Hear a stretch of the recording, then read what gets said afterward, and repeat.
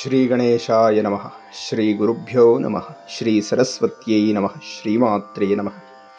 ಎಲ್ಲರಿಗೂ ನಮಸ್ಕಾರಗಳು. ಆತ್ಮೀಯರೇ, ಸೌಂದರ್ಯ ಲಹರಿಯ 64ನೆಯ ಶ್ಲೋಕ.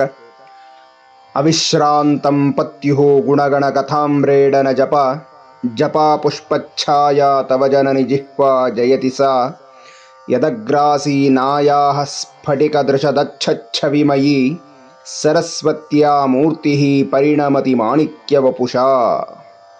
ಹೇ ಜನನಿಯೇ, ದಾಸವಾಳದ ಹೂವಿನಂತೆ ಕಾಂತಿಯುಳ್ಳ ನಿನ್ನ ನಾಲಿಗೆಯು ನಿರಂತರವಾಗಿ ನಿನ್ನ ನಾಥನಾದ ಪರಮೇಶ್ವರನ ಗುಣಗಾನವನ್ನ, ಆತನ ದಿವ್ಯ ಕಥಾಚಿಂತನೆಯನ್ನ ಮತ್ತೆ ಮತ್ತೆ ಹೇಳುತ್ತಿರುವುದರಿಂದ ಜಪಾಪುಷ್ಪದಂತೆ ಕೆಂಪಾಗಿ ಹೋಗಿದೆಯಮ್ಮ.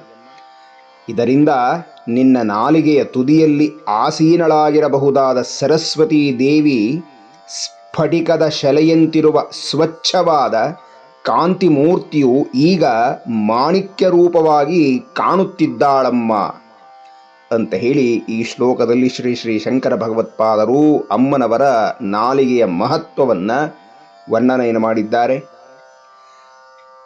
ಮಹಾಪತಿವ್ರತೆಯಾದ ಶ್ರೀಮಾತೆಯು ಸದಾಕಾಲವೂ ತನ್ನ ಪತಿಯ ಸ್ಮರಣೆಯಲ್ಲಿಯೇ ಇರ್ತಾಳೆ. ಈ ಸ್ಮರಣ ಅನ್ನುವಂಥದ್ದು ಮನಸ್ಸಿನಿಂದ ಮಾಡುವಂಥದ್ದು.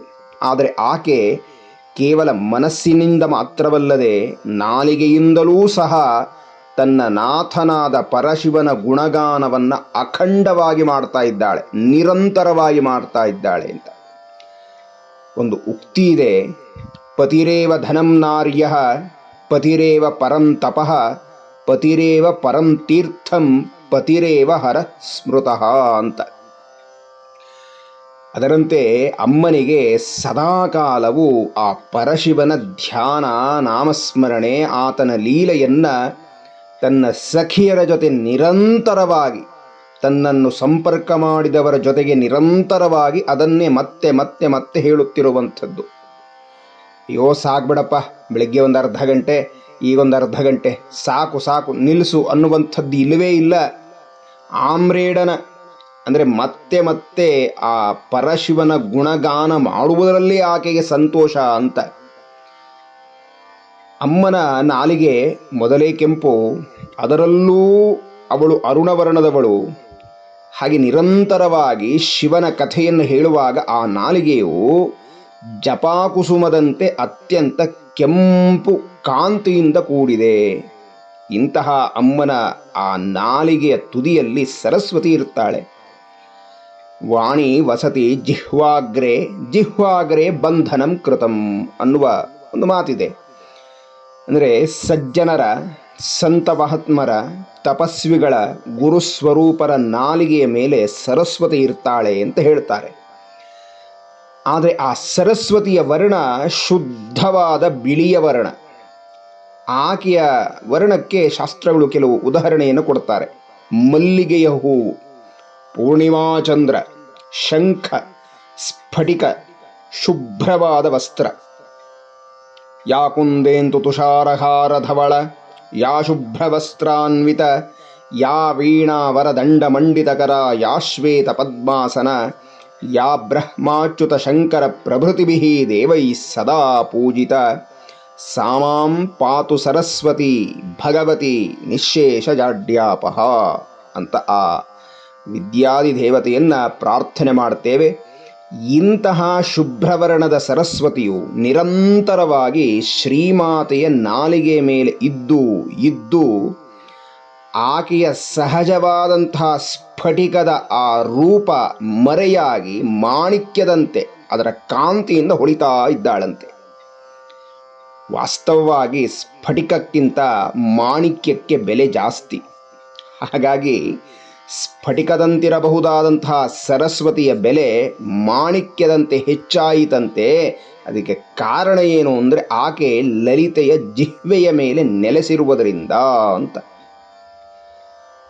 ಆತ್ಮೀಯರೇ, ಇಲ್ಲಿ ವ್ಯಾಖ್ಯಾನಕಾರರು ಒಂದು ಸುಂದರವಾದ ಅದ್ವೈತದ ಚಿಂತನೆಯನ್ನು ಹೇಳಿದ್ದಾರೆ ನೋಡಿ. ಈ ಶ್ಲೋಕದಲ್ಲಿ ಕೊಟ್ಟಿರುವಂತಹ ಎರಡು ವಸ್ತುಗಳ ವರ್ಣ, ಒಂದು ಕೆಂಪು, ಇನ್ನೊಂದು ಸ್ಫಟಿಕ. ಗಮನಿಸಿ, ಯಾವುದೇ ಒಂದು ವಸ್ತುವಿನಲ್ಲಿ ಅದರ ನೈಜ ಸ್ವಭಾವವನ್ನು ಮರೆಮಾಚಿ ಅದರ ಮೇಲೆ ಬೇರೆಯ ಗುಣಗಳ ಆರೋಪವನ್ನು ಮಾಡುವುದನ್ನು ಅಧ್ಯಾರೋಪ ಅಂತ ಹೇಳಿ ಕರೀತಾರೆ. ಆ ಆರೋಪ ಮಾಡಿರುವ ಅಧ್ಯಾರೋಪಿ ಗುಣವನ್ನೇನಾದರೂ ತೆಗೆದುಬಿಟ್ರೆ ಆರೋಪಿತವಾದ ವಸ್ತು ಮತ್ತೆ ತನ್ನ ಮೊದಲ ಸಹಜ ಸ್ವಭಾವವನ್ನು ಪಡೆಯುತ್ತೆ. ಈ ಆರೋಪದಲ್ಲಿ ಎರಡು ವಿಧ, ಒಂದು ಕೇವಲಾರೋಪ, ಇನ್ನೊಂದು ಸಂಸರ್ಗಾರೋಪ ಅಂತ. ಇದರಲ್ಲಿ ಕೇವಲಾರೋಪ ಅಂತಂದರೆ ಹಗ್ಗವನ್ನು ಕಂಡು ಹಾವು ಅಂತ ಹೇಳಿ ಭ್ರಮಿಸುವಂಥದ್ದು, ಅಥವಾ ಕಪ್ಪೆ ಚಿಪ್ಪಿನಲ್ಲಿ ಬೆಳ್ಳಿಯನ್ನು ಕಂಡಂತೆ. ಇದು ಸತ್ಯವಲ್ಲದಿದ್ದರೂ ಭ್ರಮೆಯಿಂದಾಗಿ ಸತ್ಯದಂತೆ ತೋರುತ್ತೆ. ಎರಡನೆಯದು ಸಂಸರ್ಗಾರೋಪ. ಇದಕ್ಕೆ ಒಂದು ಉದಾಹರಣೆಯನ್ನು ನೋಡಿ. ಸ್ಫಟಿಕದ ಪಕ್ಕದಲ್ಲಿ ಯಾವ ಬಣ್ಣದ ವಸ್ತು ಇಡ್ತೇವೆಯೋ ಆ ಬಣ್ಣ ಸ್ಫಟಿಕದಲ್ಲೂ ಪ್ರತಿಫಲನವಾಗುತ್ತೆ. ಇದು ಸಂಸರ್ಗಾರೋಪ ಅಂತ. ಅಂದರೆ ಸ್ಫಟಿಕದಲ್ಲಿ ಯಾವ ಬಣ್ಣವೂ ಇಲ್ಲ, ಆದರೆ ಯಾವ ಬಣ್ಣದ ಸಂಸರ್ಗಕ್ಕೆ ಬರುತ್ತೋ ಆ ಬಣ್ಣ ಅದರಲ್ಲಿ ಆರೋಪವಾಗತ್ತೆ ಅಂತ. ಆದರೆ ಮೊದಲ ಕೇವಲಾರೋಪಕ್ಕೆ ಹಾಗೆ ಸಂಸರ್ಗಾರೋಪಕ್ಕೆ ವ್ಯತ್ಯಾಸವೇನು ಅಂದರೆ, ಮೊದಲನೆಯದಾದ ಕೇವಲಾರೋಪದಲ್ಲಿ ಅದು ಕೇವಲ ಹಗ್ಗ ಮಾತ್ರ, ಹಾವಲ್ಲ ಅಂತ ತಿಳಿದ ಮೇಲೆ ಹಾವು ಅನ್ನುವ ಭ್ರಾಂತಿ ಹೊರಟೋಗುತ್ತೆ. ಆದರೆ ಸಂಸರ್ಗಾರೋಪದಲ್ಲಿ ಹಾಗಲ್ಲ. ಎಷ್ಟು ಹೊತ್ತು ಸ್ಫಟಿಕವು ಮತ್ತೊಂದು ವಸ್ತುವಿನ ವರ್ಣದ ಜೊತೆಗೆ ಸಂಸರ್ಗದಲ್ಲಿರುತ್ತೋ, ಪಕ್ಕದಲ್ಲಿರುತ್ತೋ, ಅಷ್ಟೂ ಹೊತ್ತು ಸಹ ಸ್ಫಟಿಕವು ಆ ವಸ್ತುವಿನ ಬಣ್ಣವನ್ನೇ ತೋರ್ತಾ ಇರುತ್ತೆ. ಆ ಸ್ಫಟಿಕದ ನೈಜ ಬಣ್ಣ ತಿಳಿಯಬೇಕು ಅಂದರೆ ಅದರ ಪಕ್ಕದಲ್ಲಿರುವಂಥ ವಸ್ತುವನ್ನು ದೂರ ಮಾಡಬೇಕು. ಆಗ ಸ್ಫಟಿಕವು ತನ್ನ ಸ್ಫಟಿಕದ ಸತ್ಯತೆಯನ್ನು ತೋರಿಸುತ್ತೆ. ಹೀಗೆ ಈ ಶ್ಲೋಕದಲ್ಲಿ ಆಚಾರ್ಯರು ಶುದ್ಧ ಸ್ಫಟಿಕದಂತಿರಬಹುದಾದ ಸರಸ್ವತಿಯು ಶ್ರೀಮಾತೆಯ ಕೆಂಪನೆಯ ನಾಲಿಗೆಯ ಸಂಸರ್ಗಕ್ಕೆ ಬಂದ ಮೇಲೆ ತಾನೂ ಸಹ ಕೆಂಪನೆಯ ಸ್ವರೂಪಳಾಗಿ ಬಿಟ್ಟಳು ಅಂತ ಹೇಳಿ ಈ ಶ್ಲೋಕದಲ್ಲಿ ವಿವರಣೆಯನ್ನು ಕೊಟ್ಟಿದ್ದಾರೆ.